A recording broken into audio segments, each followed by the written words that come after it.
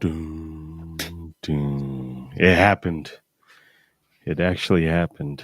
We're 1 minute on time.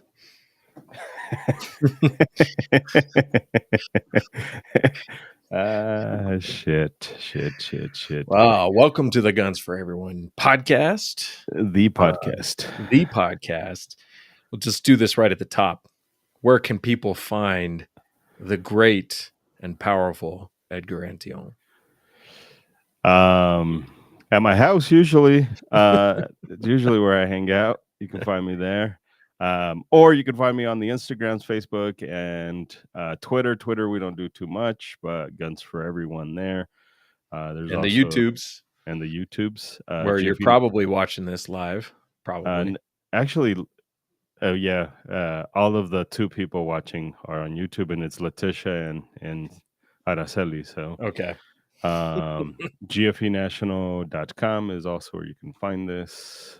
GFEnational.com has all our classes coming up. By the way, if you have come to a class with us before, but you are realizing that you don't know shit about guns and you still want more training, classes are free.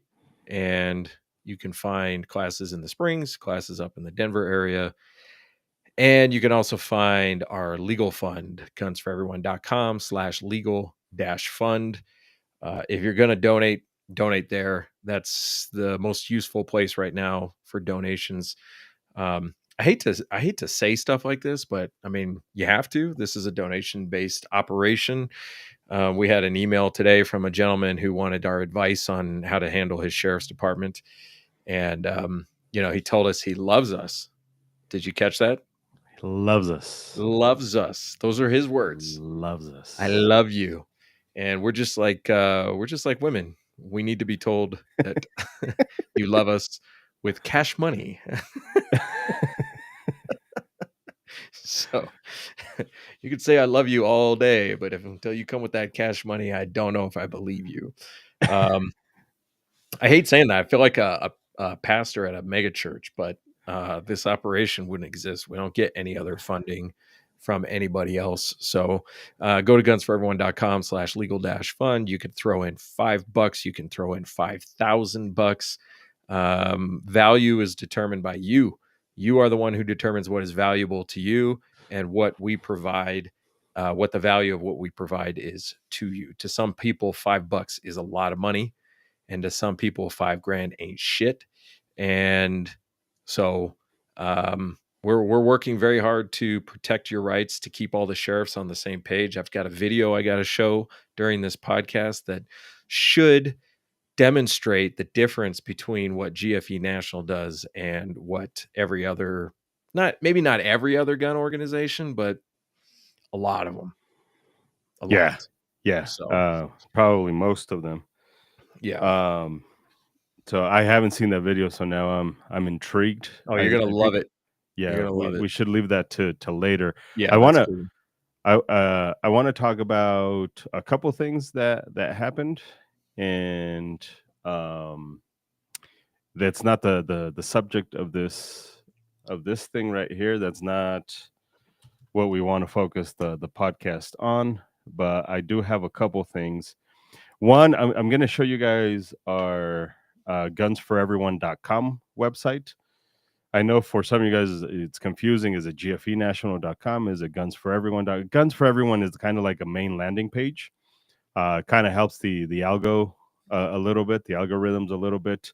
But we also wanted to separate just everyday bullshit and legal fund from GFE National, and it helps us organize. And one of the things that I did, because we do need money, is added some ads to it. So I want to have you guys also go in there and tell us, is it too much, not enough? Is it just fine? Because I don't want to overwhelm people with ads and then you don't read the content. On mobile, it looks different than on what you're about to see, but I still wanted to kind of show a couple things that I think we should cover. And I also want to see if the AI robot will clip these so we can use them in shorts. But 2 items. Very first one. This one right here. If you go to gunsforeveryone.com and then you search in the menu, 2A News and Info, 2A News and Info, and then you click this article right here. It's a spicy one. Now this is a bullshit place in New Jersey, but these are all Republicans, and this not all of them, but the majority of the Republicans voted down a gun permit rebate. So essentially, they would refund $150 of the $200 that it cost to get a gun permit in New Jersey. And they said, nah, we're not going to do that. I don't care if you got a D or an R after your name. You get your greedy little greasy hands on that money, it's hard to give it back, especially when you didn't earn it. So they said no rebates. And obviously our position is that's bullshit. This is why we don't align with a political party and all that stuff. So there's that one. And then the one that is probably gonna inflame some shit is Glock supporting gun control in Oklahoma. I'm sure a lot of people have seen this kind of circulating, or maybe not.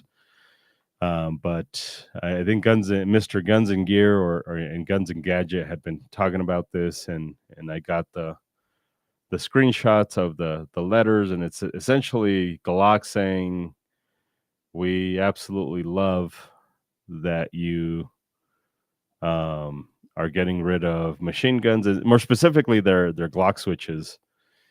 And I honestly think that their bigger point here is patent infringement, because it goes with like we support this, and it very quickly went into we send letters of cease and desist for patent infringement, and say what you will, but I think that's their play. One, limit liability, and two, patent infringement. I don't think their point is to support it, but the only way they can support it is this way. Well, let's ask the question. Let's lay the groundwork for just a second. When Glocks were originally invented, there already existed the design for a full auto switch. Now, it wasn't what like the new Glock switches look like. It was an internal switch, right? It wasn't a new backplate. It was an internal switch to disable the disconnector. Yeah, the original one. But it was a very simple design to turn that into a machine pistol on purpose. I would bet to satisfy maybe some military contracts to say, hey, if we wanted to do a machine pistol for our Republican Guard, let's just say. So it was a relatively simple design to turn it into a full auto. And then along the way, somebody figured out that you could do that with just a piece of plastic that replaces the backplate, specifically designed piece of plastic.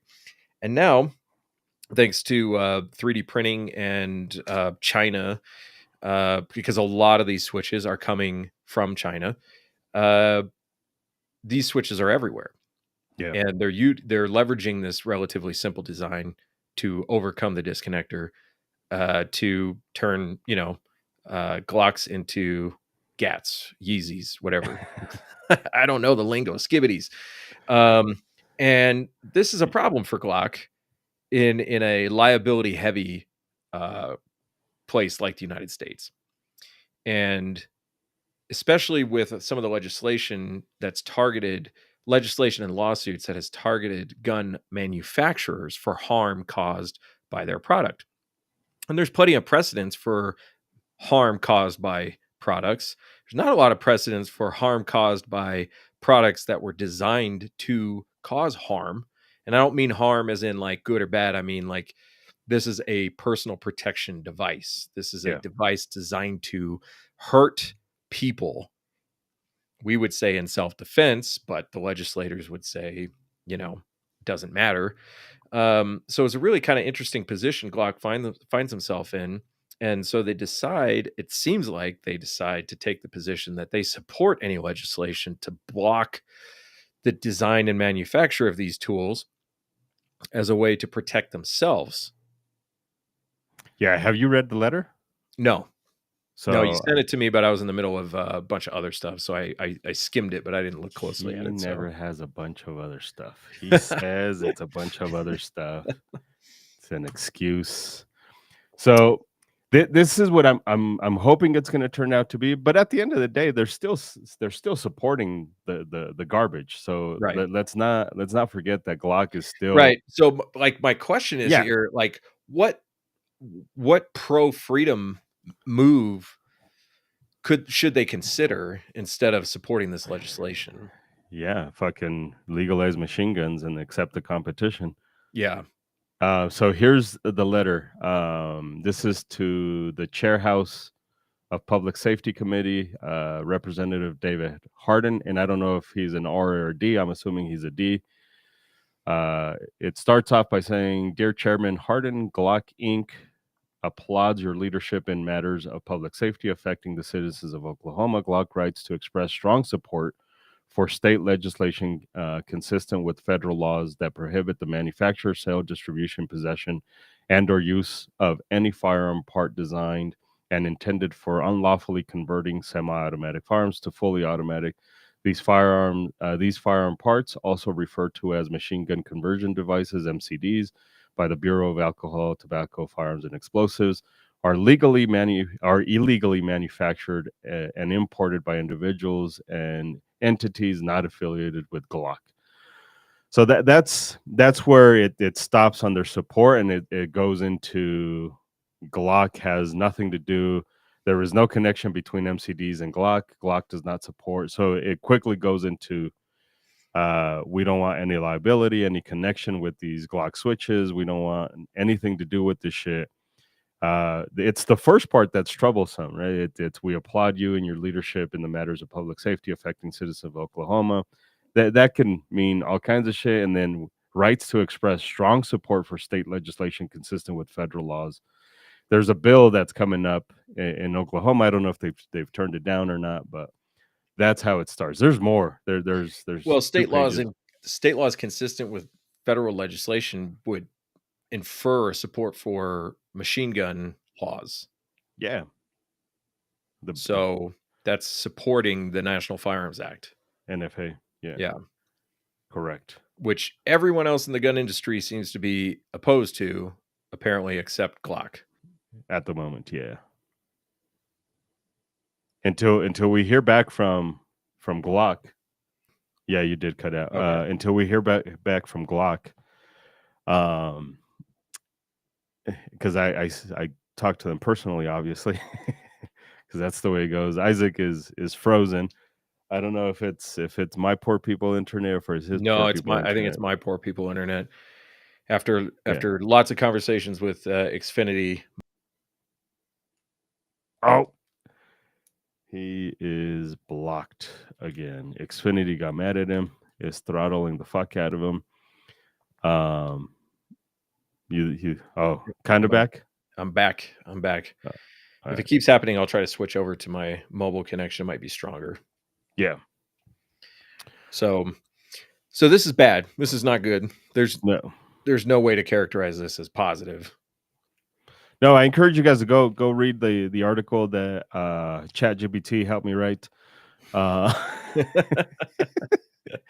on the Guns for Everyone page, and it's setting a really bad precedent for the way these companies are stepping away from that liability. And I get it, you want to not be liable for that shit, but there's other ways to do it. It's not that. Springfield felt the wrath when they supported gun legislation in Illinois a while back, and they're slowly recovering from that shit, but I don't think they fully came back. I mean, if you look at it, nobody really regards Springfield as a leader in the thing. I think Glock's name is so big that they can probably recover from this. Mhm.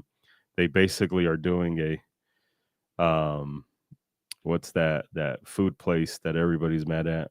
Oh, Cracker Barrel. Cracker Barrel. They Yeah, fucking they've done it. they stepped in it. Cracker Barrel stepped in it. Glock stepped in it. So Yeah, so we'll see what happens. I'm waiting for a call. I got the Ouija board out, and we'll see what Gaston has to say about the shit. so What's the primary topic? What's the main topic? The documentary? Yeah, we could talk about the document. I don't know if that's the primary topic, because I did want to talk about the Minnesota shooting. Let's talk Uh, about that first since it's top of mind for everybody. you want to talk about that first? Yeah. I was gonna have them hold off so they can watch till the end. Oh. Oh, what? Uh, that's Oh, the yeah. balance. That's the balance of all this shit. Do you keep him until the end, or do you just fucking throw it out there Yeah. and have him Do you let have him some log line out? out? Let them tire themselves out, or do you bring them onto the boat right away? And if you don't watch it live, you can skip ahead anyways. Yeah. It don't fucking matter. It's up to you. It's All up to right. you. Well, let's talk about the documentary since you've been working very hard on that for 6 years. You started It, before it's COVID. it's been a while. I don't know if it's Kind of like the PD-10, right? yeah, yeah, yeah. So let's talk Uh, about your first documentary for just a minute, because I'm sure a lot of people don't know about the first film that you produced. yeah, rhetoric, all talk, no action. That one's so long ago that I don't think we can even. It's still on Amazon. People can still find it on Amazon. I think it's on YouTube as well. Amazon still gives me like 12 cents every quarter or some shit like that from. So it means people are watching it to a certain degree. So, It's but available on Amazon Prime. it's available on Amazon. Yeah, if you've got Prime, you get it for free, I believe. If not, I think it's like $1 or some shit like that. But the first one was it was a documentary that I wanted to make based off of the concept is basically the lack of action that the politicians actually have and trying my best to focus on community organizations that are actually affecting change because we all know politicians. I mean, that's the whole title: rhetoric, all talk, no action. But there's a lot of organizations that are actually doing stuff within the community, and I wanted to highlight that. That one was focused on violence, what the academics would call community violence, but it's just gun violence in general, if you want to accept that as a term. um we don't generally accept that as a term, but that's what people talk about is gun violence. So most of the harm, most of the non-self-inflicted harm with firearms happens in the community. Uh, Either interpersonal violence between people who know each other, Yeah, or uh, like what we'd call like high crime type violence, where you have gangs and people using firearms offensively to commit crimes. correct. And gun owners feel targeted because like that stuff happens, and law abiding gun owners are left like with the blame, and the politicians say, oh, we got to deal with this problem, and we deal with it by legislating against guns, and gun owners don't have really a lot to to say to help fix that problem. They just say it's not our problem. Correct. So they place the blame somewhere else, and whenever you do that, place the blame somewhere else, then you leave it to the politicians really to try to solve that problem for whatever their reasons are, whether they just want more power or if they maybe genuinely feel like they're trying to solve the problem by removing those guns from the hands of people who commit the crimes with them. But that includes removing guns from everybody's hands. So this documentary rhetoric was about finding ways to heal some of those problems in the inner city with organizations that are actually trying to do that thing. Correct. Organizations like Black Guns Matter and There's one here in the state of Colorado. It's called Action Youth. Action Youth. Who's There who's was heading that one up? um oh man, I forgot his name right now. Is it uh Leon? no, it's not a popular dude. Okay. No, I forget. He actually started off as a student, and then that's how I met him. And he talked to me about his organization, and I had known about his organization for a while. And he works mostly with high school kids. Um, And then when he started, his kids were, I believe, were in middle school, and his daughter just recently came to one of my classes, and she's now helping out with. She graduated from high school, and she's now helping with that stuff. So so that's one of them, Action Youth, and then there was one in Chicago I went to go interview. A couple organizations out in Chicago that I went to go interview. So it was so long ago, I can't even remember their names. But if you guys you go watch the movie, it gives me 12 cents, and then it talks about. I hope I did a decent enough job for my first documentary. Right, this is just me. This is me going to places, finding the humans, and recording it and interviewing them and editing and all that shit. So um, the next one is about mental health. So kind of the same concept, but now mental health is the government through red flag laws and ERPOs and has decided that they're properly fit to tackle suicide, and they're not. They're actually pretty fucking horrible at it. In fact, in this context, the government is actually, and we see the numbers, we can easily see the numbers, is impeding humans from going. And when I say impeding, I don't, they're not actually setting any barriers, but it's the fear of humans who own guns not wanting to get help, because now the fear is that their guns are going to be taken away, and that's an extreme solution for a lot of humans. Like, I don't want part of my lifestyle to be taken away. This probably be true for anybody, right? If you're a chef and you go talk to a therapist, and now the therapist fucking calls the cops on you and says this person should be around knives because reasons. Well, that's something that's a part of you. That's something that you do every day. That's something that is, even if it's a hobby, like that's shit. That might be the thing that relieves the stress. So this documentary is talking about that, and again, highlighting humans and organizations that are actually affecting change.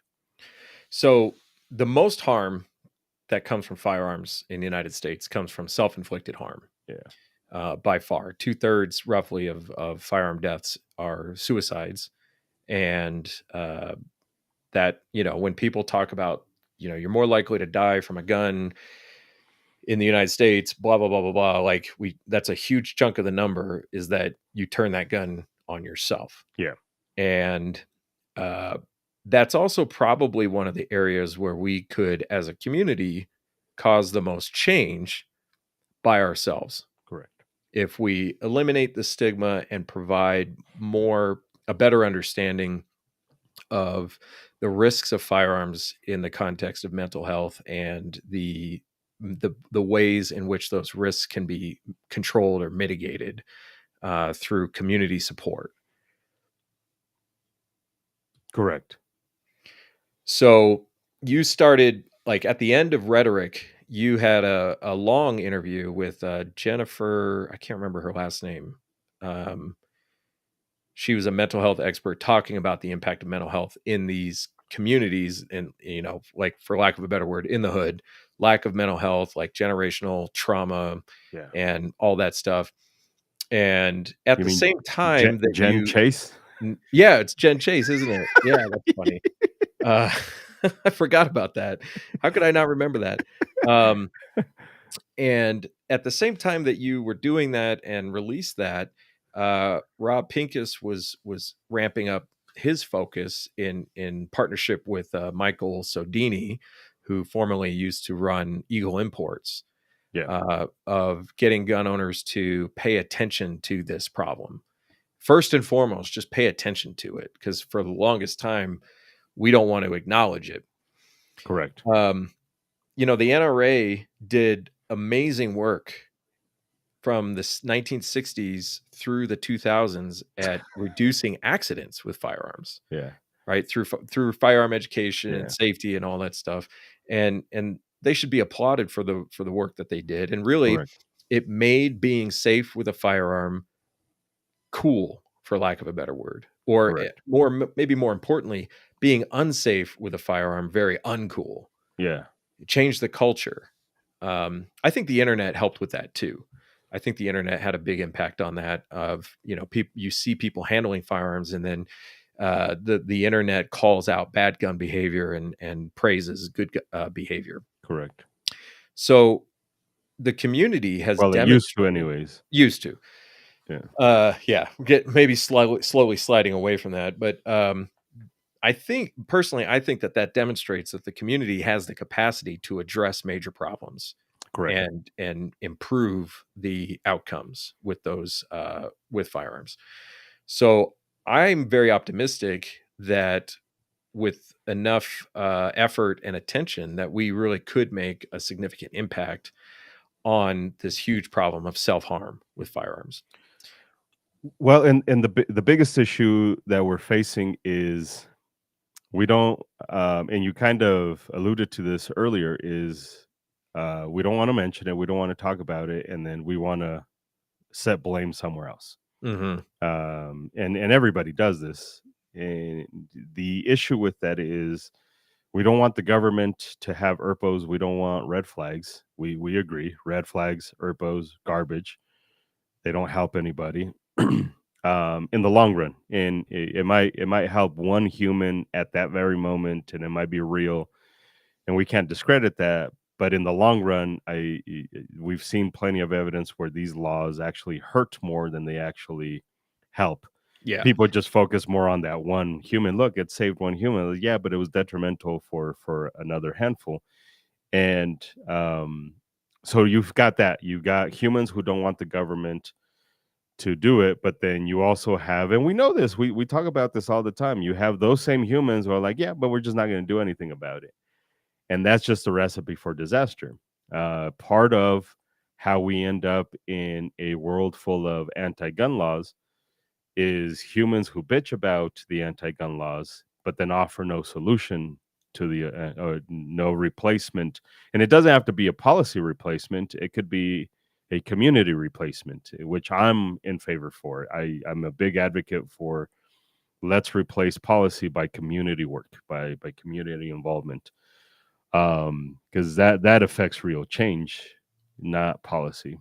Well, it's the concept of the people who are closest to the problem being the best suited to solve the problem, Correct. rather than people who are literally the furthest from the problem trying to solve it. Yeah. We see that now.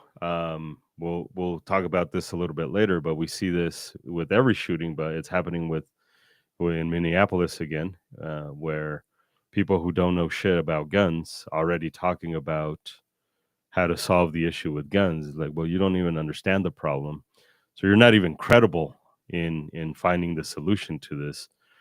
So it's hopefully going to highlight. I've had to switch gears a little bit with this documentary, because this started pre-COVID, and then COVID hit, and then that shit changed all kinds of shit. I mean, the Mhm. suicide numbers changed, the way we approach suicide. Suicide actually went from being in the back burner to now being the trendy topic to talk about, which I'm hoping I can highlight in this documentary. The people that I interviewed pre-COVID probably have a different mindset, so I'm working on re-interviewing some of those people as well. So it was a long journey, and it has been a long journey, mostly because COVID hit. And once COVID hit, it kind of stopped everything. Like, it just, there was nowhere to go, nowhere to interview people that I want to interview. And I don't want to interview just echo chamber people. I don't want to interview humans who just agree with us and say stuff about us and say nice things about us. Like, I want to interview people who disagree with me, but are still working at it, are still trying to solve problems.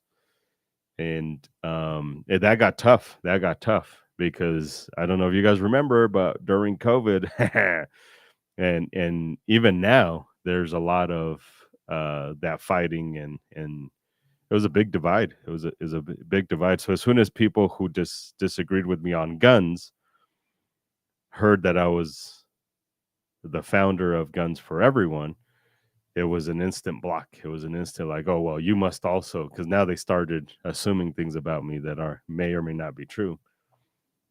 Yeah, and I think disagreement is the territory where we're actually going to find solutions. Um, because we need help with this. The gun community needs help with this. The gun community doesn't like intuitively know how to deal with mental health issues. We're going to Yeah. need the mental health experts who traditionally probably more on the side of guns cause harm. You talked about in a video that you recently did about doctors asking about firearms, and the reason why doctors asking about firearms because they see so much bad stuff. They're getting the victims. That's where the victims are going. They're going to the medical professionals. And that's going to color the way they look at the problem. When I talk about mental health and guns, like I don't know very much about mental health. Yeah. Um, and I need some guidance. I need some learning, and so that means we're going to have to talk to people who don't agree. Um, but if the goal is to find those community solutions rather than the legislative ones, then even if I don't agree with somebody, we could probably take something useful from that conversation. Yeah, and transfer it over to the people we do agree with on the gun stuff. Right. There's a human on the Facebook group Rally for Our Gun Rights or Rally for Our Rights. I always forget how one's done. Rally for Our Rights. And if you could jump on there, he's always talking about the Office of Gun Violence and the head here in the state of Colorado, and it's it's almost always right after I get off of a meeting with her, and I see these posts. It's like, yeah, but like I don't think you know what you're talking about, and that is often a problem. Is when I made that video of why do doctors ask about guns? It's relaying that message to these people that own guns and getting them to understand from a certain perspective that it's not everything's a fucking conspiracy. Like not everything is as sinister as you make it out to be. But there's humans on the internet, especially now, that everything's a fucking conspiracy. Everything, literally everything's a fucking conspiracy. Apples have cyanide in them. Well, fucking Donald Yeah. Trump put them there.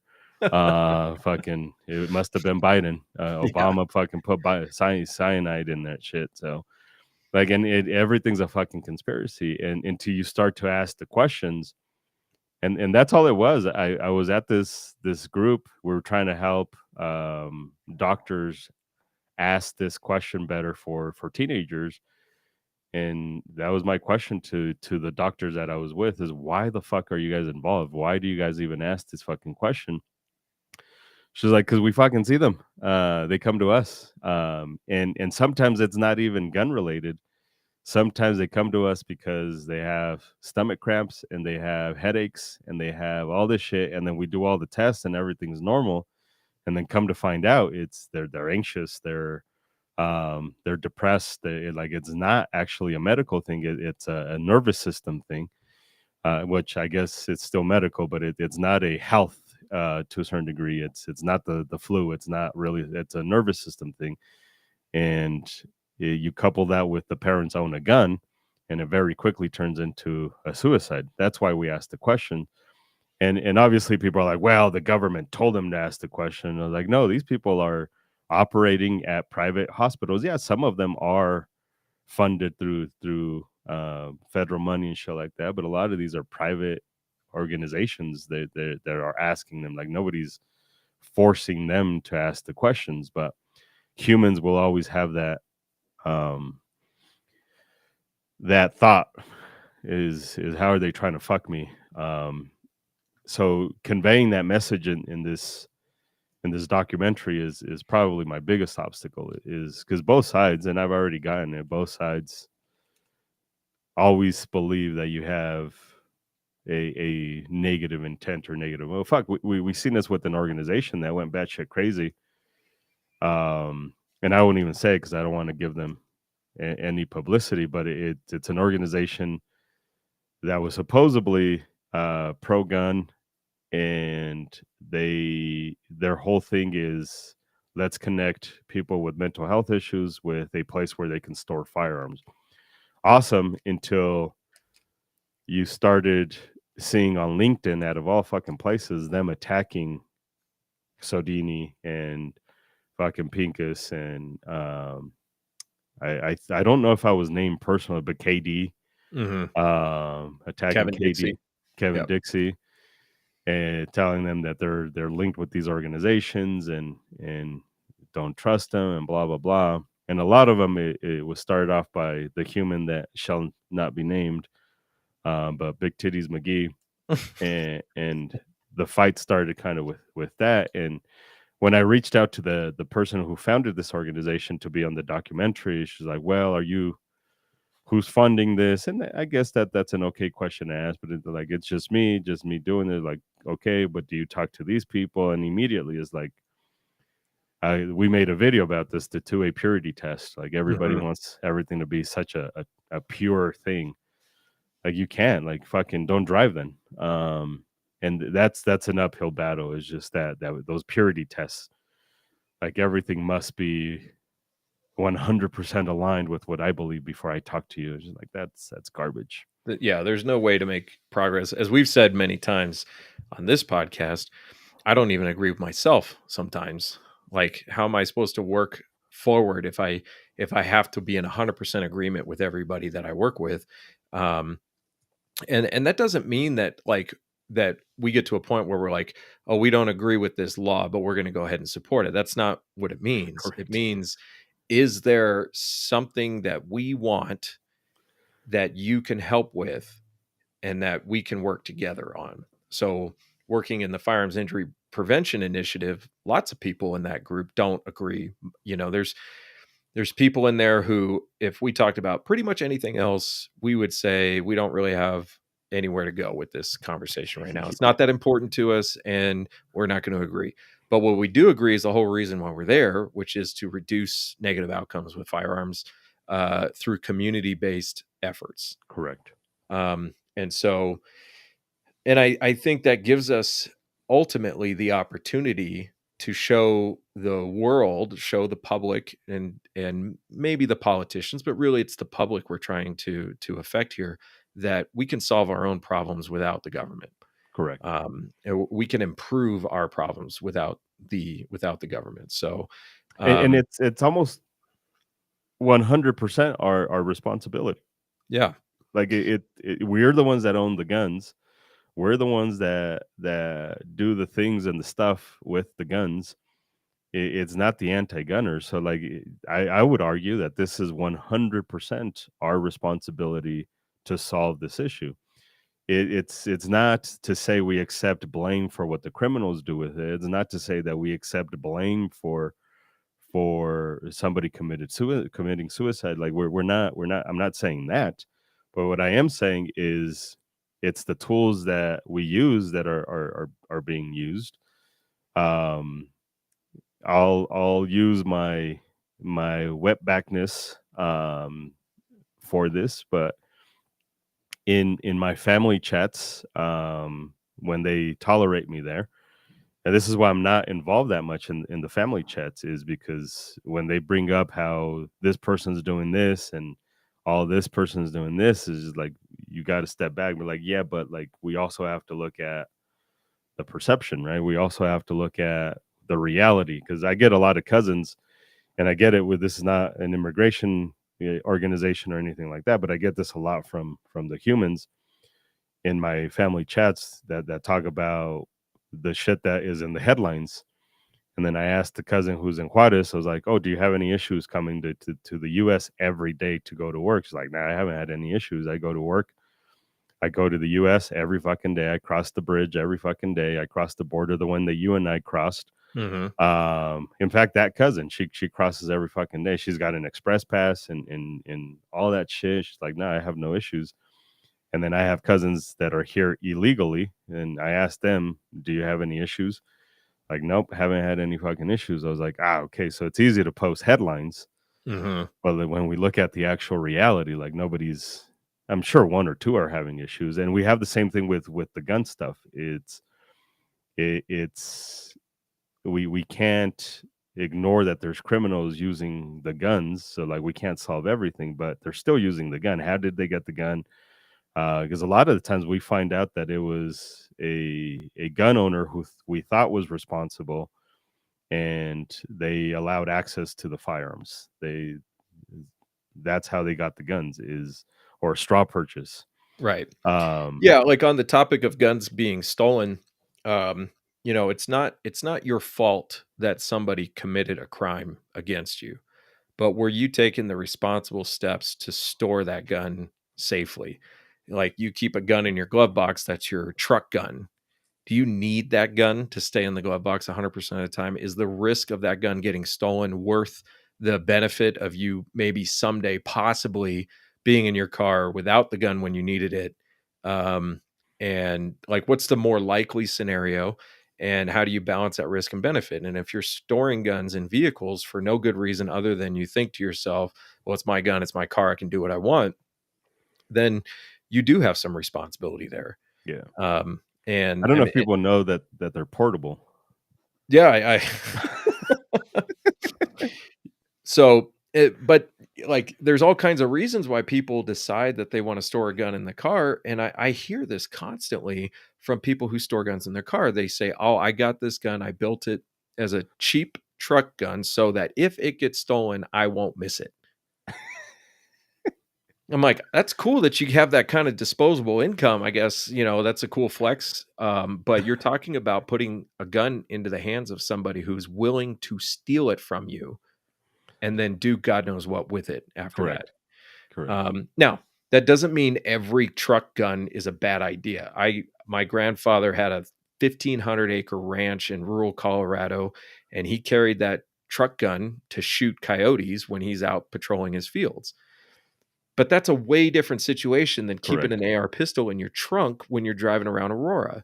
Correct. The chances that you're going to need it and be able to access it and successfully use it against somebody who wants to harm you, as opposed to you keeping a handgun in a holster on your waist and that goes with you when you get into and out of the car. Yeah. It's, you know, um, and so the mental health thing is like, it's not your fault that somebody else decided to commit suicide. Correct. That's not your fault. Uh, However, if there were things that you could have done that reduced the chances that that would have happened, and you didn't do those things because you were lazy or afraid to talk about it or whatever, like that's a responsibility that you hold. And I'm speaking from experience with this, with the loss of my best friend. It's Yeah. not my fault he did what he did, but every single day I think about the fact that I didn't ask him some of the questions I probably should have asked him, Correct. you know? And unfortunately, I think sometimes people don't really understand that until they experience it. Video I did earlier this week saying, people have a hard time understanding risk until something bad actually happens. Correct. But as a community, if we make this more normal to address these risks, then we're improving the situation. We're not going to stop everybody from trying to hurt themselves. We're not going to stop every negative outcome with a firearm, but we have a responsibility to take reasonable steps to reduce those risks where we can. Yeah. And if we don't do it, then the government decides what those reasonable steps are. Right. And we know from experience that those are not reasonable. And they're not even steps. They're just a fucking pathway to something else more catastrophic. Right. So I I bring up in classes somewhat regularly that people were happy to go out and buy a gun. It's very interesting, and then usually the next thing that they buy after they buy a gun is another gun. And for less than half of the cost of that new gun, you could be buying something, like a quick access safe Yeah. that has features on it that could not only benefit you, but also the people around you. And, but it's more fun to go buy another gun. Like, and I'm guilty of it too. I'm in the process of learning this too. It's not like I just came into this knowledge as soon as I bought my first firearm.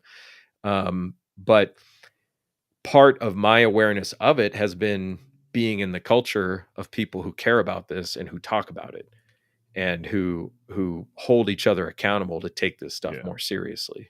So Yeah, it's I mean, we see this with training. It's the correct thing, the mhm, responsible thing is not fun, it's not cool, it's not appealing. So it gets set back. Right? In mhm, training, we talk about this all the time, and we struggle with this all the time with humans who emphasize, well, it's fun. I like fun.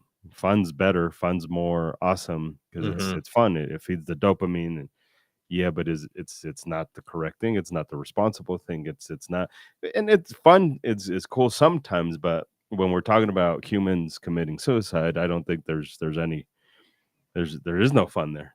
right, There is no like, well, but this is more fun. Like, yeah, but like you're buying a simple fucking tool that can help minimize the negative outcomes with firearms. So like there's no replacing that. There's no in training you could say, yeah, this is more fun and I'm probably never gonna have to need my gun anyways. Like I can swallow that, I can accept that. I could be like, yeah, the chances of humans needing a gun for self-defense is slim to fucking none. Like it's pretty fucking minimal. It's not zero. That's why we carry the guns. But when it mhm, comes to the suicide, it's like there's really no argument for the this idea or that mentality. Like, but it is better for me to go buy another gun. Why would I buy a safe when it costs just as much as a gun? Like, yeah, because the fucking casket is significantly more expensive than both of those combined. So like, yeah, I think you can afford to go get a fucking a quick access. Say, fuck, stop box is like two for $100 sometimes, and yeah, it's a mechanical one, and then you always have the humans who are like, well, the lock picking lawyer can get at it for in fucking under 2 seconds. I was like, yeah, but that's the lock picking lawyer. Like you do it in 2 seconds yeah. and report back to me.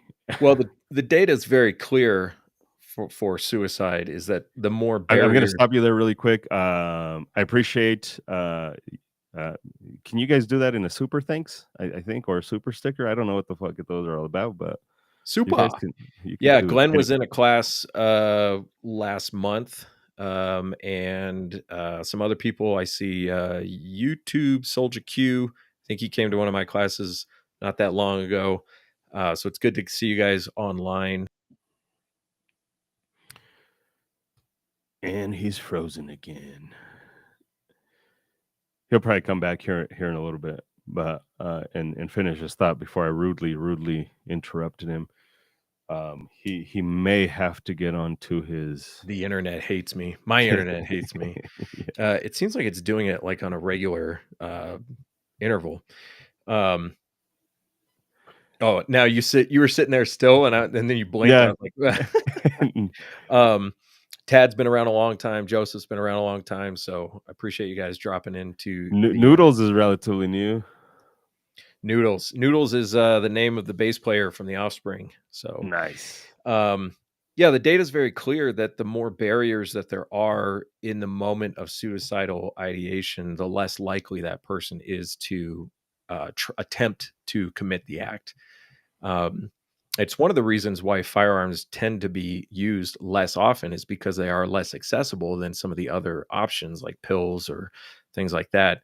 Um, Unfortunately, firearms, when they are used, are incredibly effective for Yeah. suicide. So, um, but a stop box easily could save a life, even though it's a relatively easy, secure device to break into. It's a 30, 40, $50 item that slows down the process and Right. creates more barriers. And then that's the argument, right? Yeah, but like what if somebody breaks in? Like that's 30-40 seconds that I'm gonna need. Like no, that's 30-40 seconds for the human trying to break into the stop box. That's not 30-40 seconds for you. Right. For you, the time wise, like if I don't have mine like right here next to me, I do have it here in the office, but I don't have it like right here next to me. But like you can get into these sub 1 second, it just like a holster if you wanted to be douchey and talk about time. Hmm. But like if I hear the noise, it's relatively easy for me to get into it.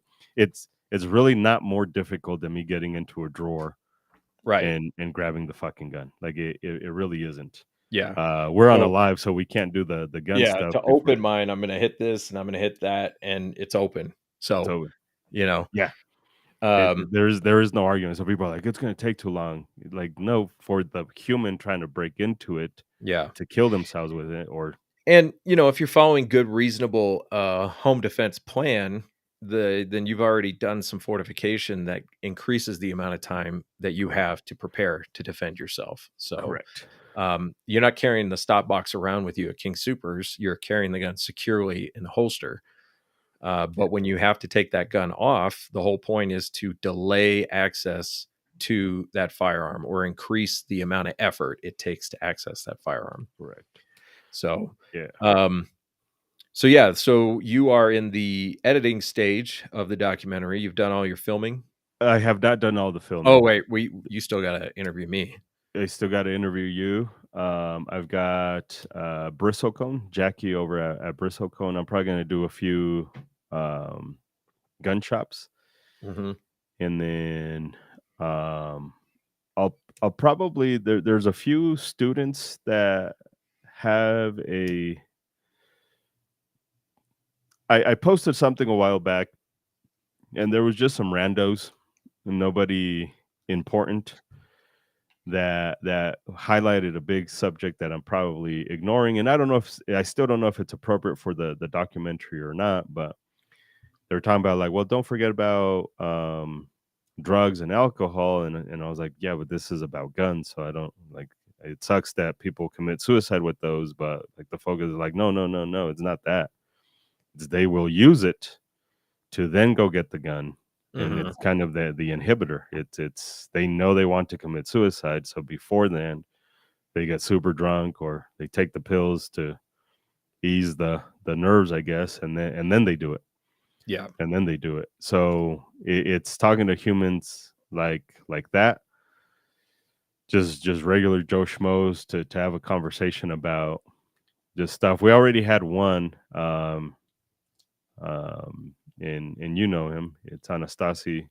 He, I think that's how you say his last name, but because his dad was Erpoed, he Hmm. had a Erpo his dad.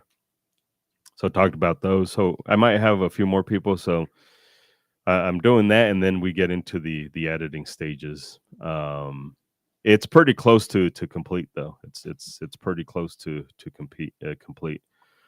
Um, if there is such a thing. Yeah. My biggest battle is my own self, right? Part of why I do these videos is or these documentaries or whatever is just because we're affected by the shit that affects us personally, and this is one Right. of those subjects. And there's uh we got zero money, so my budget is like negative 400 something dollars.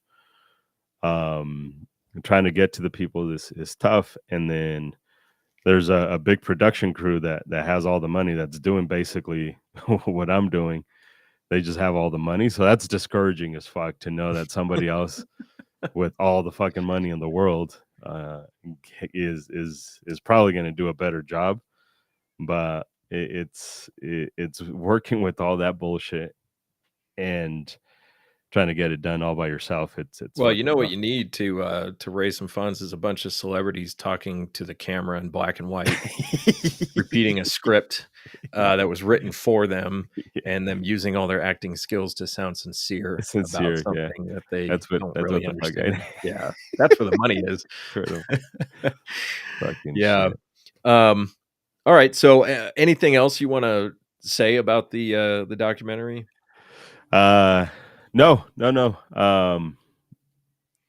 No, you guys better fucking like it. If you don't like it, I'm gonna cry.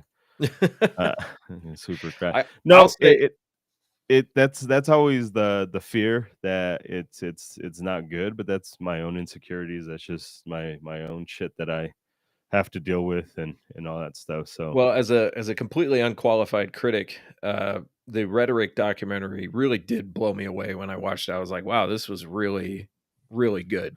Um, well, I've seen some Netflix documentaries. I was like, yeah, like I don't. That's like if that's what the fuck's on Netflix, like yeah. I'm okay. Like I'm fucking 100% okay. Yeah. So I'm excited about it. I'm not excited to be interviewed because I'm probably gonna cry So Yeah. crying on camera is not my favorite thing to do. But kind of on the topic of that, I had a conversation with in the group chat with the boys, where somebody was, this particular individual has been getting hammered lately by life, and I mean like really hammered. Um, and it's like all the bad luck you could have wrapped up into 1 year. Yeah. And we talk about, people like, well, mental illness and suicide. Well, a lot of suicide is centered around circumstances. And so this person was saying, I can't believe this, and just made an offhand comment about, um, suck starting a 9 millimeter. Yeah. Well, that's not the place where you want the fucking internet to fail you. Hopefully he comes back, but I'll take the time. I just sent you not a direct message, but I replied to you, Tad. Send me a DM and we can figure something out about getting you on the documentary if it's appropriate and all that stuff. No promises and all that stuff. It has to fit to everything else we're doing. Go. Yeah. You're back. So yeah. So this guy had made a comment about, kind of an offhanded comment about suck starting a 9. Son of a bitch again. Again. Hopefully he gets back on here. Yeah. Yeah. Audio's back. Okay. So I had to sit there and ask myself, am I going to be the one that's going to make this awkward for everybody and ask the question, do you need me to hang on to your guns? Yeah. And that, I didn't want to do that. But I also don't want to be given a eulogy either. Again. And Yeah. so it's kind of like that, that idea of like the temporary discomfort to avoid the long-term terribleness, and I think a big part of me being able to ask that question is just being kind of immersed in the culture of like, this has got to be normal for us. We have to make Yeah. this normal, so yeah, it's meaningful to me on a personal level, but also just big picture gun person. It's Yeah. very meaningful to me. So you have no idea what people are going through behind the scenes. You Well, have no. and I'll say this, as somebody who struggles with this, and I'm pretty open about it. I'm pretty, and I don't struggle with depression. I struggle with nihilism more Mhm. than depression. I think I've come to that conclusion, but it's I get into these fits, and I don't know what the appropriate word is, but I'll say fits of the pity party. Mhm. Woe is me. Everything sucks. Life sucks. And you can see hints on it about it on Instagram. I try my best not to let it affect me so much, but you can see hints of it. But there's always humans who will say something like, You just need to reach out." Like, but you don't get it. Like, you don't understand. Like, so you're telling me I have to feel like life sucks, and then on top of that, I'm the one that has to reach out. Yeah. Right. And like I'm the one that has to come out and say this. So and the only reason I bring this up is because it's that we see the subtleness, we see it, and we nervous laugh it off to a certain degree. Like we see the human saying stuff, and in the moment in their brain, it's probably not like on purpose. It's probably just like I'm just saying it. Mhm. This is how I feel right now. I'm just letting all out, and then we nervous laugh it off. And then when they die, we say shit like, "Well, they should have just reached out."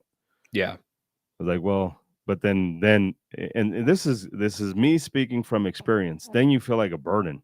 Mhm. Then you feel like I'm just burdening my friends with my bullshit. They have their own bullshit to deal with. It's not their responsibility. It's not. That's not it. So it's this weird balance of sure, I want to reach out, but I also don't want to be a burden because I know you're busy, and I know you've got life, and you got work, and you've got travel, and you've got vacation, and all that. I don't want to ruin your vacation while I'm fucking about to commit suicide. Like it's that weird fucking balance of, and I want to make it fucking clear that's not where I'm at. Yeah. I'm just saying these are the things that we ought to consider when we say shit like on the internet. Well, if you're struggling, just reach out.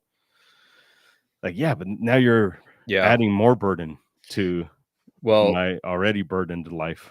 well, to further hit the nail on the head, uh, the day before my friend committed suicide, I sent him a picture of me on vacation, because he said happy anniversary. So I was like, here, quick picture of us at our anniversary dinner. So he knew that I was busy. He knew I was Yeah. off doing fun things, and and that very well could have played into it. Not that I'm not saying it's my fault, but I'm just saying Right. that that's a what your example is like perfect example, because that's exactly what happened. you Yeah. know and this person, this wasn't a situational thing for him. This was his whole life. He was battling mental illness, but um, that that decision to reach out is completely overshadowed by the fact that that you're already at the lowest point in your life, and now you got to go ask for something, like so that's It's just on a human level. That's it why we should be asking each yeah, other these questions. it's humiliating, Yeah, right? Like it's yeah, fuck. yeah. So, and the thing is like the not talking about it is worse, I think, in the awkwardness than just talking about it. Yeah, Like, it feels like it's going to be worse until you do it, and then it's like, oh, well, I guess we're just humans. Oh yeah, yeah, we're just humans. We can talk about this kind of stuff. correct. And so, but it's kind of like that explored territory. If you've done it before, it's not as hard to do it again. Like doing it that very first Correct. time, that's the really difficult thing. Well, Um, and this is why I'm so open about the way I struggle with it. mhm. It's I've learned that one when I'm open about it, I don't give it power, the cliche, but Right, it doesn't have the power over me. Like it's I can just release it, to just right. let it go. Just it's gone. But it's like everything else in life. It's the first time it's getting the suck out. It's Mhm. everything we do. It's just getting the suck out. Once it's gone, then it does become easier, and it's just normal conversation now. Now, like, Yeah, hey, I'm not feeling so hot right now, so I guess it's not fun to tell my wife, hey, this is how I feel right now, yeah, because she's the one that hears all of the details. right. Outside of my wife, I try my best not to give people like exact details of what the fuck's going on in my brain, for various reasons, but like it sucks. That's not fun. But the alternative is don't say anything, keep it bottled in, and then it's a surprise to the family when they walk in and Yeah. there's a fucking dead human. So I've since I was a teenager, that was the last time when that was a serious issue, the topic of suicide for me. Mhm. But a lot of it has been when I got married when I was fucking 15, 3 kids by the time I was 21. I got too busy to be depressed, Mhm. and then you get older, and then your kids get older, and all that shit. So now it's back to like you're just basically at the beginning. Yep. This is why older dudes fucking commit suicide at a much higher rate, is Mhm. because now you're back to your fucking little kid years, right? Now you got too much time on your hand, and um, it's said, and this is a sneak peek to one of the conversations we had. Jay is the one that highlights this idea that being depressed is a poor man's problem. I mean, a rich man's problem, because poor people are too busy. Yeah. Um, Yeah. it's Yeah.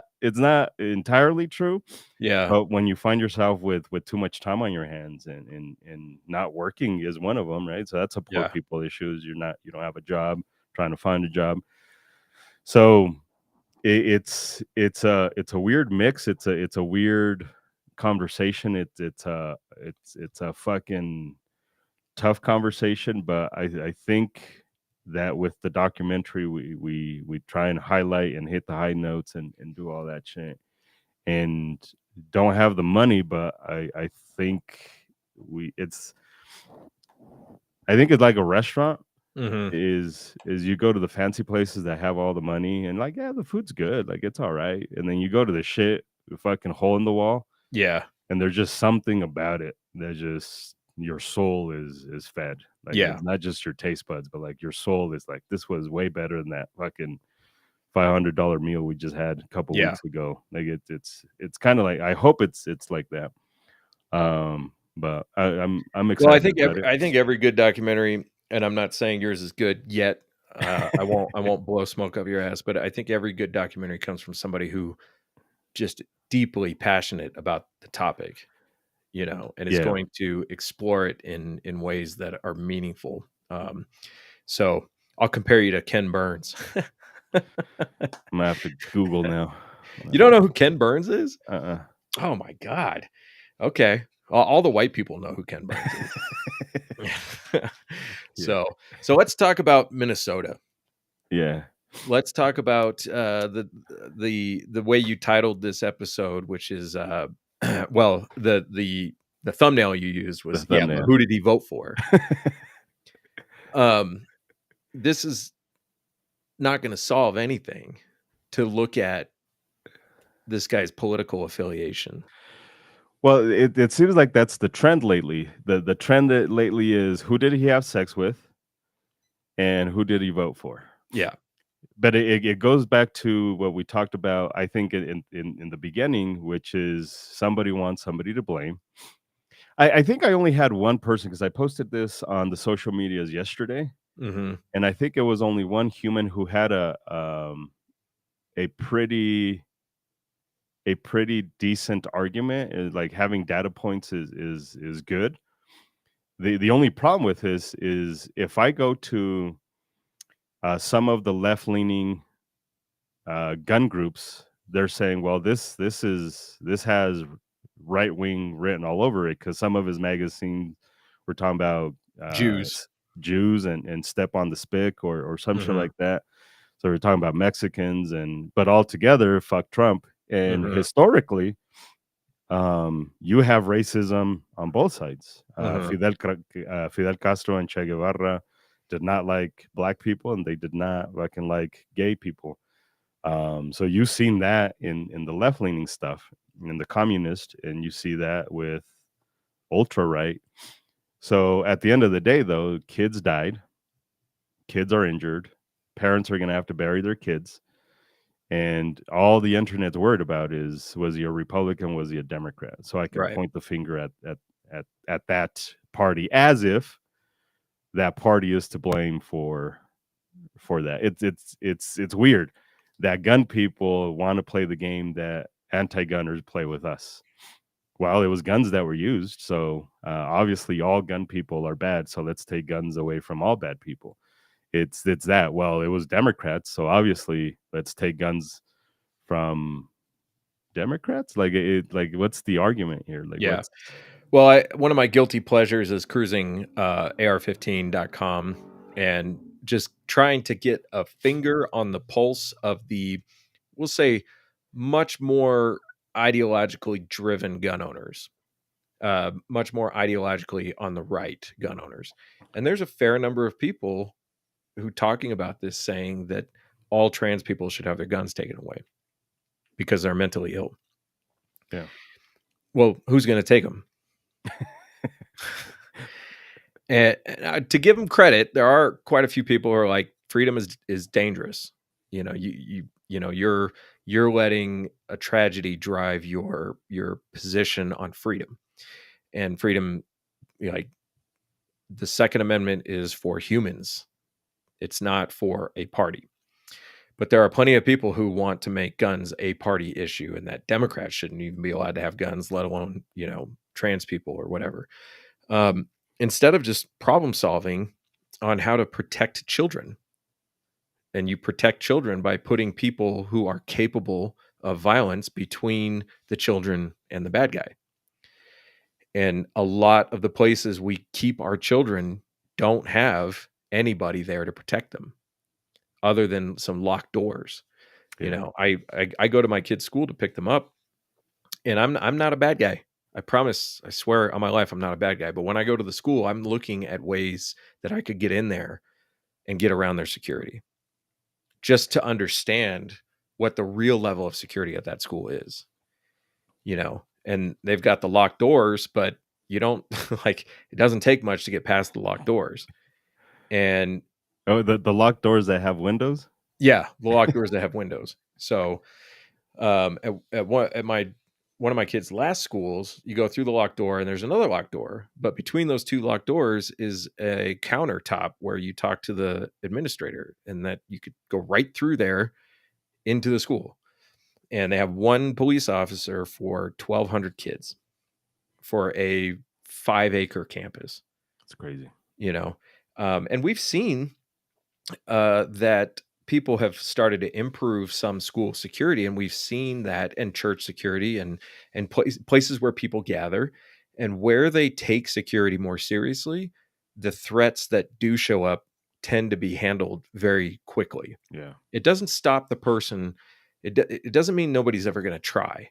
Yeah. But instead of going to, you know, a funeral for a bunch of small kids, we're going, you know, like there's a funeral for the attacker.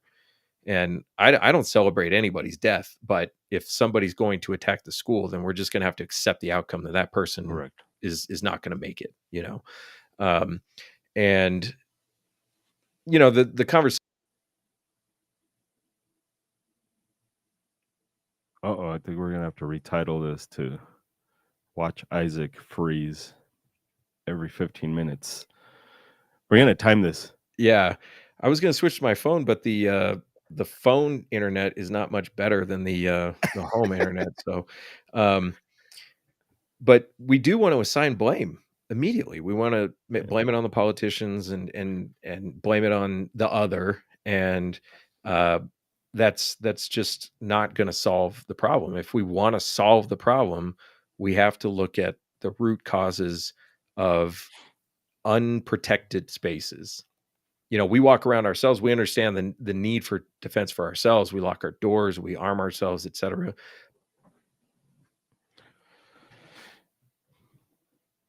Yeah. Uh-oh. That one was quicker. So from So your point of view, let's Tad. yeah, Tad has the question. What's the reason why we No, don't but have? you had a question. Oh, Tad said, "What is the reason why we don't have the protection for schools?"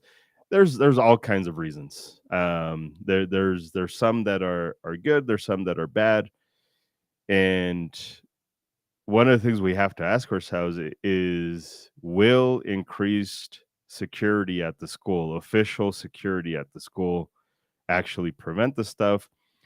It depends on your political receptors, because we have seen outside of schools where there was a lot of police presence and there was still a lot of violence. So police presence didn't really minimize. You can see Chicago. Now, some people are probably going to rebuttal that, well, they're understaffed and whatever. But like, I don't know if you've ever been to New York, but there's fucking cops everywhere downtown New York, fucking everywhere, every fucking block, every corner. And guess what? Crime still happens, deaths still happen, murders still happen. Um, fuck, bombings still happen, and there's no evidence that has reduced a whole lot. People feel safer, and then there's the argument of, now when I go to school, it just feels like a prison, because there's guards everywhere, and there's I went to DPS schools, and in fact, Tish and I, she was talking about, like, oh, what kind of school has, so she's seen a private school, and it had a little guard shack. It's like, oh my god, like, what kind of school has that? I was like, I fucking went to DPS, and there's fucking metal Yeah, detectors out in a fucking guard shack. Like, that's yeah, like, I don't know what the fuck you're trying to say here, but it's at DPS schools, some of them have increased security. In East High School, Mhm. still happen. Shooting at East High School still happens. So like I don't know that that's going to solve anything. And I think that's part of the problem is we're throwing money at the issue and we're just saying, well, just have more cops there, just have more armed security there. And I don't know that that's going to solve the issue because you were about to say something about finding the root cause. Yeah, and I don't I honestly, I don't know. I'm not, uh, I think in a position where I could pronounce what the remedy is.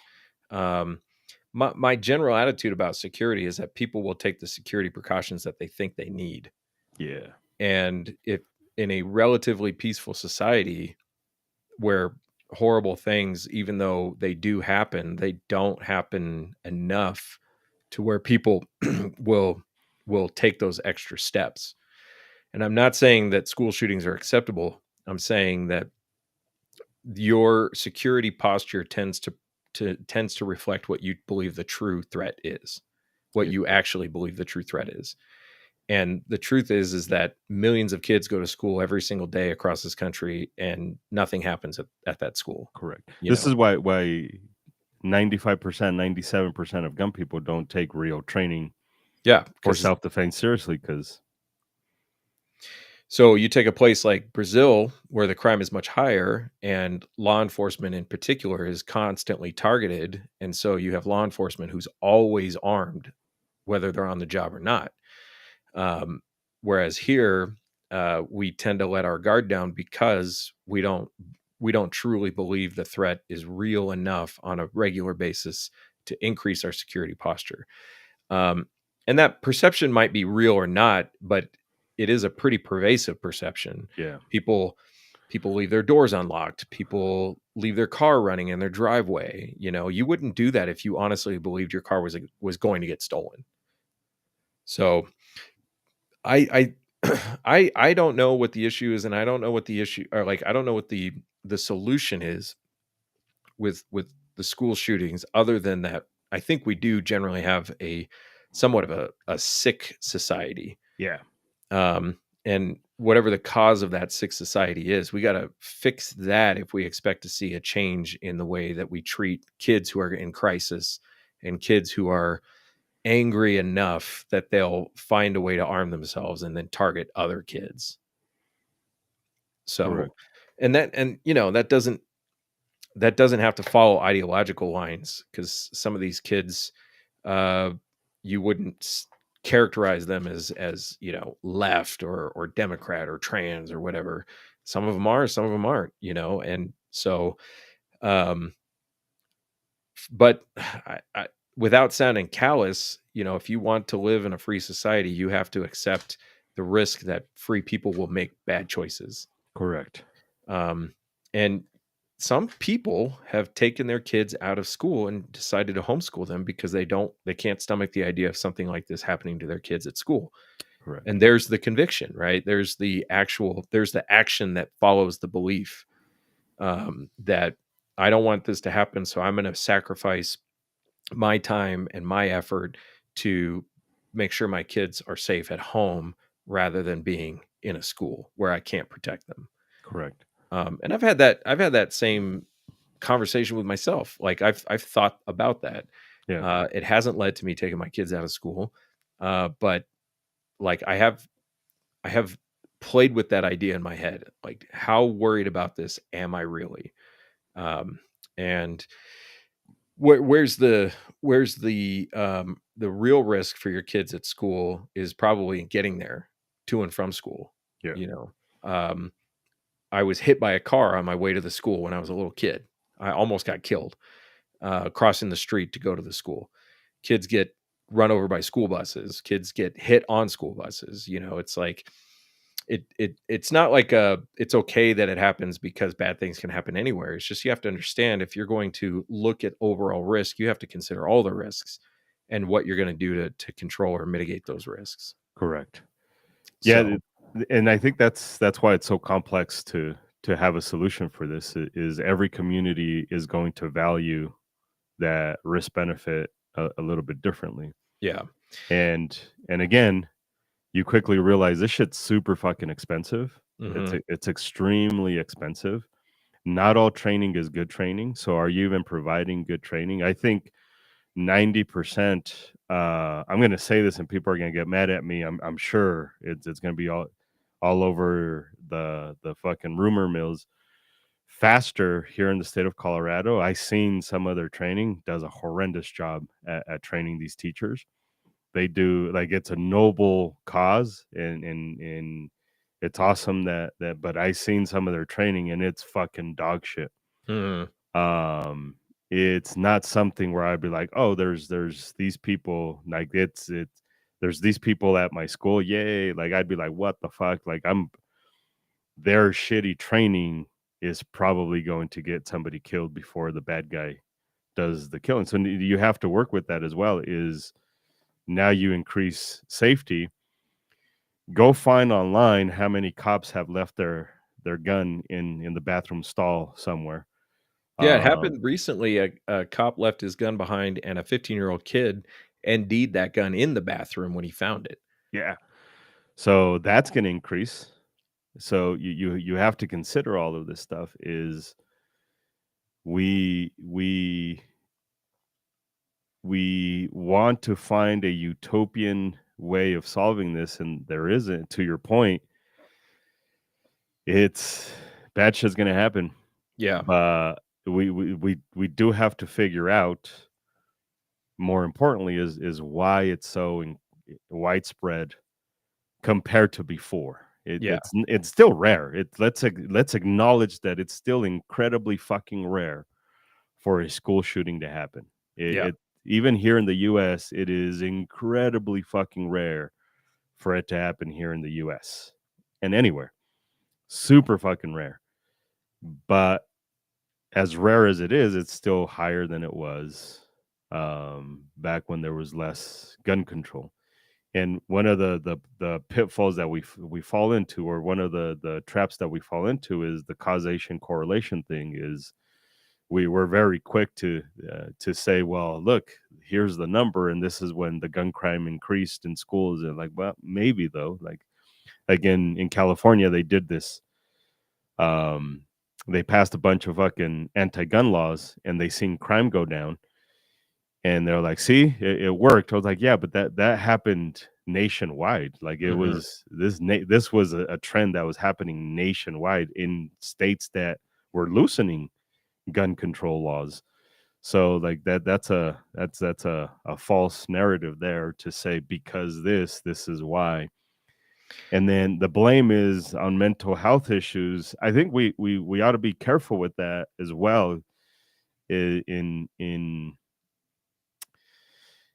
in painting this with a broad brush, with, well, it's all mental health, because now anybody with any type of mental health is going to be labeled as a fucking murderer. And like 99% of humans who struggle with mental health is, by definition, just anxiety. Just, I'm nervous, I bite my nails, I fucking smoke cigarettes, I like, that's a mental health issue. Now they're labeling the trans issue as a mental health issue, and I'm not an expert in that shit, but like, if you're gonna label that, then smokers have mental health issues. People who need to drink have mental health issues, and I think we can point to that. That's 100% real. yeah, yeah, Uh, yeah. Tad says people need mental health, but a lot of people can't afford to pay for it, and that's the big problem. And that is true. The unfortunate reality is that every system is going to produce waste, and every system is eventually going to become too complex for its own problem. yeah, And we're talking about something as big and as complex as the healthcare system. Not everybody's going to get what they need, and that sucks. And there's ways we can improve that, um, but we can also point to the fact that the mental health that is out there, in a lot of ways, has gotten much better than it used to be. Um, and so that's progress in that. So we tend to fixate on the failures and not on the successes. The failures, I think humans are just wired that way, yeah, to focus on the failures. We're problem solvers, so we look for problems to solve. But I don't know what to do about the healthcare system. I'm not happy about it, but at the same time, if I got pneumonia back in February and I had it resolved in a couple of days. And in this terrible healthcare system, I had the people and the resources in, a couple miles from my house to solve a problem that could have killed me, you know, Yeah. 100 years ago. So it's Nuh-uh, because back then it was all organic, and yeah, back then yeah, there was no no chemicals. vaccines and Nuh-uh. yeah. So um this was a tragedy, although I will say I feel like this one is being leveraged by both sides to continue the name calling and division that we're just seeing on a large scale in our country, which is, I think, a reflection of just our society being sick. um so I mean, we saw Columbine happen, we saw Paducah, Kentucky, we saw um Sandy Hook. We saw these things and they became like national news stories. And then after a while, it's just like, oh, they somehow became not as important over time until it becomes politically uh, convenient to Yeah, make it a problem. yeah. So um, it sucks not having the answers for this stuff, like, because you want to pay attention to it, but when it comes to people spouting off all the things you think are not going to help, and they're like, well, what do you think is going to help? And like, I don't know, but whatever you're doing is not going to help. Like, that's a tough spot to be in. But Well, I'd have to confirm this and see how true it is in 2025 and different research. I don't think we have enough research. As much shit as I talk about the researchers, because they're the ones that siphon all the money, yeah. is like you need it, but at the same time, it's they siphon all the fucking money. But at some point, the understanding was that the only real way to predict violence is the only precursor to violence was previous violence. Hmm. Um, so we don't know enough about some of these humans. Some of them we do. Some of them we had plenty of fucking information. This dude's a piece of shit, and then police did absolutely nothing about it. Your government at work, and Hmm. then others were fucking kind of at a left field. Like there was, we were working on it, and then it just kind of just came out of nowhere. Um, and this is what this people argue for background checks all the time. Like a lot of people who commit crime had never been caught before, never committed crimes before. So like background checks are fucking pointless, Hmm. especially in a free society. Um, so to say, well, we need to look at their history, we need to look at this, like it's really hard to identify who's going to commit violence if there was no history of violence to begin with. And that's most of the human beings that are committing the violence, is they had no history of it. Some of them do, but a lot of these people, there was no evidence to suggest that they were going to be violent humans. Maybe mental health issues, but again, mental health can be all kinds of shit. Yeah. Fucking watching porn, needing to watch porn every, because I have to be careful because I don't want to label myself as an addict. Needing to watch porn. I don't need to. I can quit whenever I want. Yeah. Needing to watch porn is a mental health issue. But again, does that mean you're going to murder somebody? Right. Needing to drink every fucking night, that's a mental health issue. But does that mean you're going to fucking, most likely with alcohol, because that makes you very violent, needing to smoke a joint every fucking day, 3 times a day, that's a fucking mental health issue. So like we have to be careful with this idea of, well, how do we find the next mass shooter? Like it's almost impossible. Yeah. Yeah, William April did a lot of work on helping to educate the public that evil is a real thing and that people don't think the way you think. Like, there are people out there who will victimize you just because they can. And so people will see something tragic happen, they say, we should have seen this coming. It's like, well, if you don't understand this stuff, then you're not going to see it coming. You have to be able to recognize that there are people out there who will exploit whatever weakness there is to cause evil. And we're not going to stop that. I don't mean that we can't prevent bad things from happening. I mean, we're never going to stop evil from existing. And Yeah. somebody who's going to go target a bunch of kids is an evil person, um, who might be in the middle of a mental health crisis, but they might just be an evil person. And ever since, Cain killed Abel with a rock to the head because he wanted something he couldn't have, like, that's been out there. And so it's this fine line of, like, not accepting things as the way they are without being able to improve them, at the same time accepting that the world is a place of chaos and harm. And we it's funny, we'll accept a war before we'll accept that somebody would walk into a school with a firearm. Well, And and as a society, we'll almost encourage the war. yeah, My yeah, side said it's a good thing, so we should bomb little kids yeah. in the We Middle East. Yeah, we should turn the Middle East into a sheet of glass. Yeah, And yeah, it's just, humans are incredibly complex, and we don't even understand ourselves, let alone the people around us. So, um, it's a tragedy, and I think from my point of view, I just try not to, as much as I can, play into the finger pointing, um, and because I think it's ultimately just does more harm than good. Uh, I am concerned with trying to find root causes and reduce harm, but blaming other people is not going to get us anywhere. So, yeah. Well, and that's kind of how legislation happens. mhm, Is trying to blame other humans, and like, oh well, we'll just pass a law because obviously that's what people think they're electing politicians for. They just pass a law so that people that I disagree with can't do the shit that I disagree with, and then that just solves all the problem. Let's legislate morality, and in fact, that almost makes it more difficult for us to solve the root cause because we become distant from it, and then kind of full circle on this bitch mhm, is we become separated from it. We're no longer personally attached to the problem because we pawned it off to somebody else. Fucking somebody else is going to take care of it.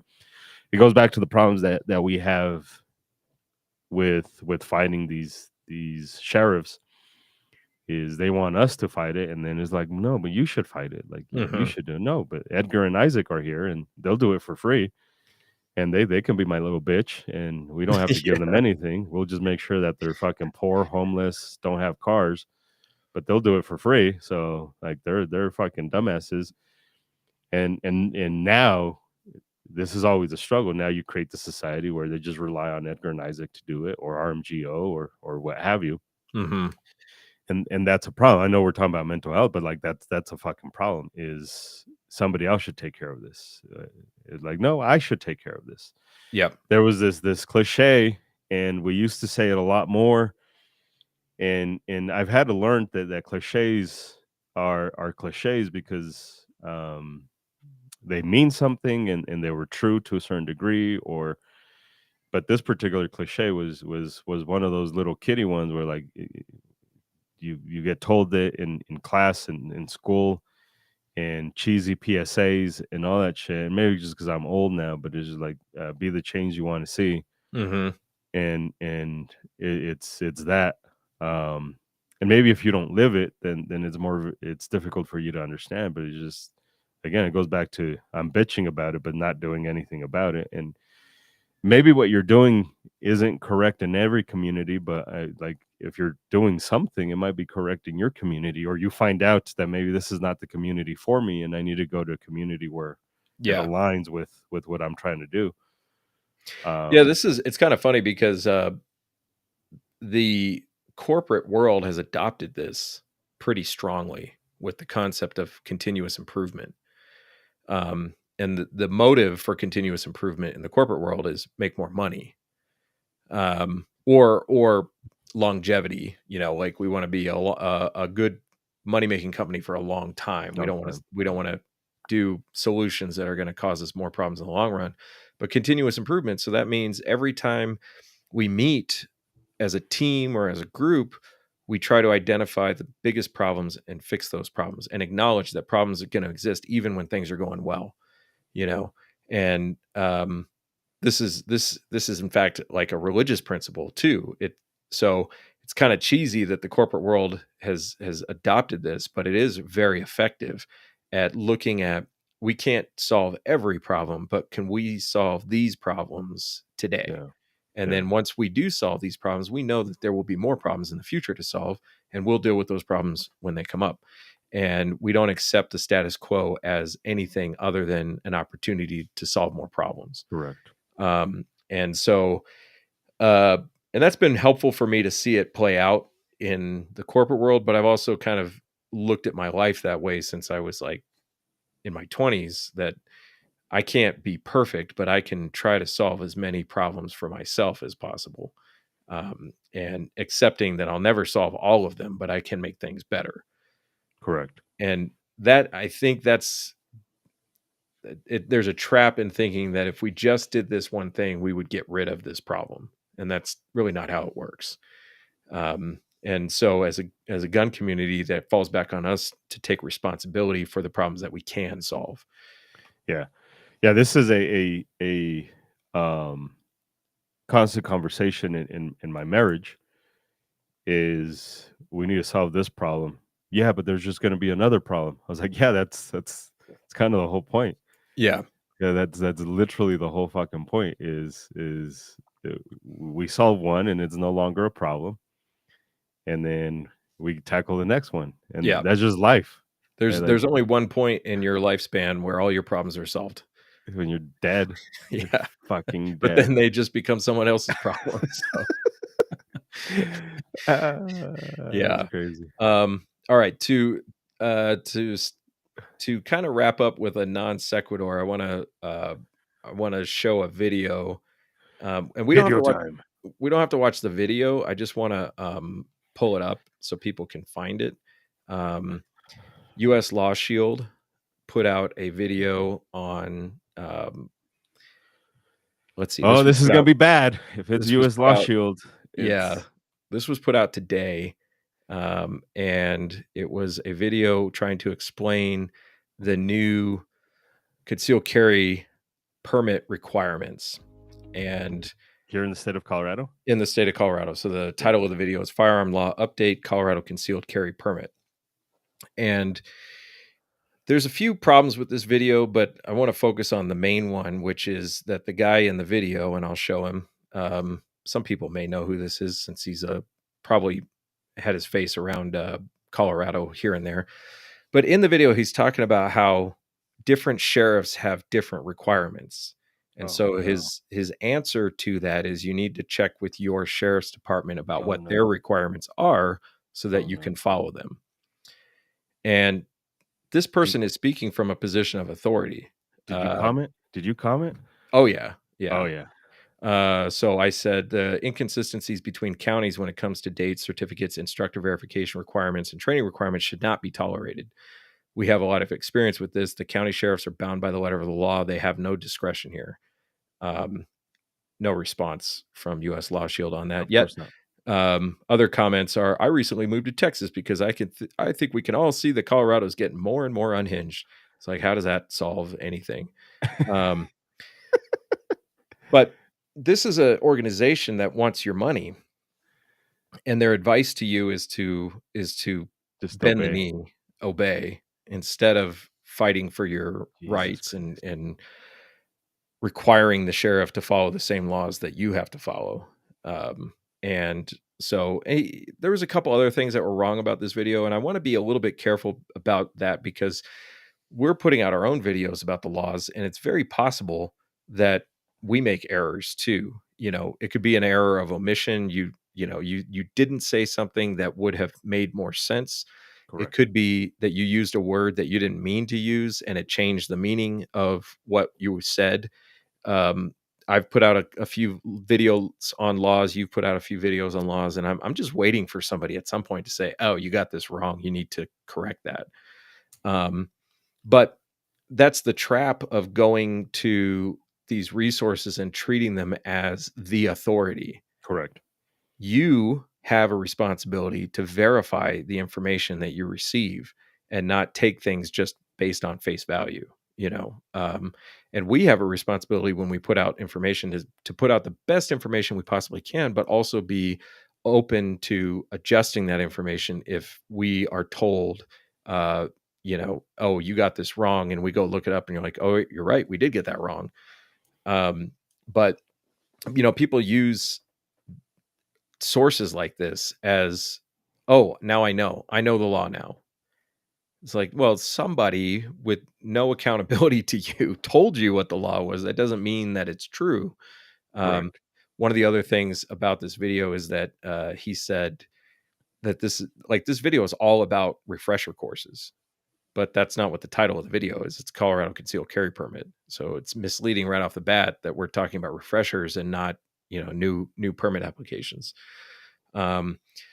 So there's really two issues with the video, but the main issue is that, this person of authority is telling you to just do what the sheriff tells you to do.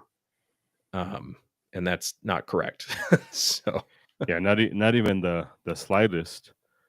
Um, yeah, that just it's frustrating because it's going back to my fear with, and this shit happens to us a lot. Gundies were our idea. mhm. We had the first Gundies, and then some asshole with more money kind of took the idea and made it popular, and now everybody likes those Gundies. But we Mhm. had the first Gundies, and I think our Gundies were more aligned with the true spirit of Michael Scott. Yeah. And Kanye 100%. West. And Kanye, yeah. And my documentary where it's the little guy with better information is going to be out moneyed. Now you have this again where a and by the way, US Law Shield, and I have to be careful on how I say this, but they've always had this problem where they're giving incorrect legal information. I was at a lunch with somebody who used to be part of their corporate team when they were trying to work with us. I was like, I don't want these people in my room anymore because they say a lot of incorrect stuff that it's not correct. And then I have to clarify it, and that just makes us look bad, and it's just not good practice. It's like if you want to be in our classrooms, you have to say correct shit. Yeah, it has Mhm. to be correct. It's like, well, what's not correct? I was like, here it is. And then he called his attorney. He called the person who wrote the book. He's like, hey, I've got this asshole. He didn't say that, but I know he was thinking it. I'd be Yeah. thinking it. I've got this asshole saying that you, the attorney, is wrong on this stuff. And then he's like, well, what section? He's like, this, that, and I forget what the fuck we were debating at that point, and debating, arguing. And then his attorney's like, well, I'd have to look it up, but I'll call you back in a few minutes. And we waited almost an hour for the reply, and the attorney never called back. I was like, but if you're the attorney and you're having to say, I don't know, let me go check, and I'll get back to you, like that's a pretty easy answer. Like it's not, we're not asking for nuance, we're not asking for case law, we're not asking for the notes, we're just asking for high level, is this correct, or explain yourself. I don't know, I'll get back to you. So I was like, I can't take that seriously. Like Yeah. I can't take that seriously in any way, shape, or form. Because an attorney that deals with gun laws, that works for the company that is supposed to protect you in gun laws, would know the information right off the bat. Like, yeah, this is what it means, and this short fat Mexican is wrong because of this, that, or the other, and then it would have been settled. So there's always a history of something like this, and whether it's malicious or not, I don't know. But I mean, starting off with you need to listen to the sheriffs, like very clearly you can read that in 1812-201 that's couldn't be further from the truth. Yeah. Yeah. um And I want to give credit to another gentleman who we've had a couple emails with him. He's a trainer here in Colorado Springs, Colorado Triple A, AAA coach. triple A coach. Um, we've had a few conversations with him, and he's like done his own work to try to get to the right answers, and put that information out there. Right. Even though initially in our first couple interactions we didn't really agree with each other, He's putting forth a real solid effort to make sure the information he puts out there is correct. Correct. And that's all we're asking for from other people in the gun instructor space, is just do your due diligence and don't just take things at face value because some authority figure told you. And Shit, so, we say this in our fucking in our own fucking videos. Like, do mhm, your own homework. I probably fucked up. This is probably outdated information. Fucking mhm, do your research. This is true today. There's a thing we say. I've been wanting to redo our law video because there's I think one or two things that has really confused students, and mhm, one of them is slightly incorrect. It was true at the time, but now a year later it's no longer true. So like but even there we say like I, I think I give the date and the time, and like this is true right now, yeah, but shit changes so fucking quick, and there's so much nuance, and um but then there's this where it's just a blatant lie. There's a difference between it was a a fruity slip. What is that, a fruity slip? Freudian slip. It was a slip of the verbal stuff. It was whatever, and this where it's on like you're actually telling humans, nope, just listen to whatever your sheriff says. There's a big fucking difference between those two. Yeah. So one of the other errors he made, which is one that commonly was made in Colorado up until the law changed, was that you had to have a current training certificate in order to renew, and you didn't have to have a current training certificate to renew. Uh, but Before the law changed. before the law changed, Yeah. but I can understand why people would make that mistake, because the law, if it is, you have to read it very closely to understand why it's not required. Um, Well, but it then wasn't. what's that? It wasn't required. It wasn't required. Yeah. But then to say, just do whatever your sheriff tells you is the wrong attitude about Correct. it. Correct. So, um, and I'm not trying to shit on U.S. Law Shield. Other organizations have made similar mistakes. I think they're trying to serve the public to some degree with this, but you have a huge responsibility to think that through before you put that stuff out there. Well, this is the problem in the trap that instructors fall into, and any corporation falls into, and all of that stuff. It's you you're appealing to the loud. You're fucking greasing up the loud fucking wheel, the squeaky wheel. That's what the fuck you're doing, and Mhm. that's sometimes not the problem. Like you WD the wheel, but Maybe it the track is crooked. like it's probably something else. Like Yeah. it's these people just.